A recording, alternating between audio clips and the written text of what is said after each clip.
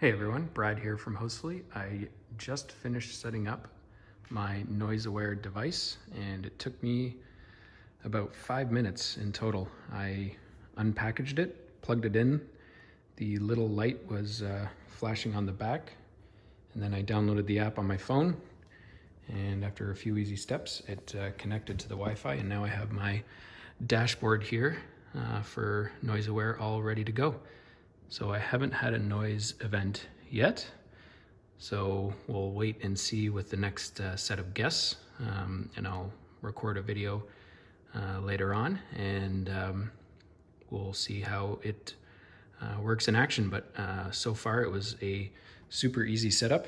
Like I said, only a couple minutes, and I have all of the info here, the different property, the sensor info shows me it's online, and everything seems to be working well.